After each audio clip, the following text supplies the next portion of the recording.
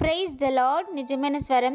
August 19, 2025 Holi prayer home సంఘం వారి అనుదిన వాగ్దాన పరిచర్య. అంతము వరకు సహించిన వాడు రక్షింపబడును. మత్తయి సువార్త 10వ అధ్యాయము 22వ వచనము. ప్రియమైన దేవుని సంగమా, మన ప్రభువైన యేసుక్రీస్తు వారు ఈరోజు సెలవిస్తున్నారు, అంతము వరకు సహించిన వాడు రక్షింపబడును. ప్రియమైన దేవుని సంగమా, మన ప్రభువు ఎలా అయితే అంతము వరకు సహించారో, తన ప్రాణాన్ని సైతము మన కొరకు అర్పించారు. ప్రియమైన దేవుని సంగమా, మనము ఆయన నమ్ముకున్న బిడ్డలము కాబట్టి మనకు అనేక శ్రమలు, అనేక శోధనలు ఈ లోకానుసారముగా రావచ్చు.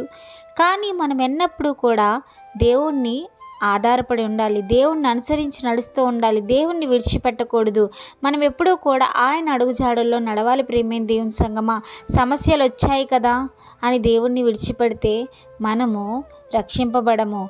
మనకి అనేక శ్రమలు వస్తాయి, శోధనలు వస్తాయి. దేవుడే చెప్తున్నాడు, నన్ను నమ్ముకున్న బిడ్డలకి శ్రమలు, శోధనలు వస్తాయి, కానీ సహించాలి, భరించాలి, ఓర్పు కలిగి ఆయన కొరకు నిరీక్షణ కలిగి జీవించినప్పుడు మాత్రమే మనము నిత్య జీవానికి వెళ్ళడానికి మనకి అవకాశం ఉంటుంది. ప్రియమైన దేవుని సంగమా, మనం ఈ లోకానుసారమైన జీవితం మనకి ఎప్పుడు శాశ్వతం కాదు.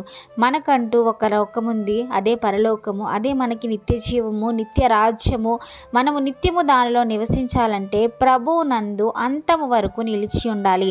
ఆయన అడుగుజాడల్లో, ఆయన వాక్యానుసారమైన జీవితం జీవిస్తూ ఎన్ని శ్రమలు, ఎన్ని ఇబ్బందులు, ఎన్ని ఇరుకులు వచ్చినను మనము ఎప్పుడు కూడా దేవుణ్ణి విడిచిపెట్టకూడదు. ప్రియమైన దేవుని సంగమా, కనుక ఈ వాగ్దానం మనందరి జీవితాల్లో నెరవేరాలని కోరుకుంటున్న వారు దైవజనులు బ్రదర్ పి. నెహెమ్యా గారు.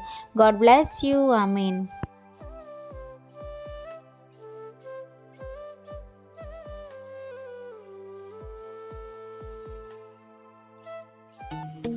Hi friends, holy prayer home Gajuwaka సంగమ వారు మాట్లాడిన విలువైన దేవుని సందేశములను మీరు వినటానికి మా యొక్క యూట్యూబ్ ఛానల్ హోలీ ప్రేయర్ హోమ్ను సబ్స్క్రైబ్ చేసుకొని పక్కనున్న బెల్ ఐకాన్ క్లిక్ చేయగలరు.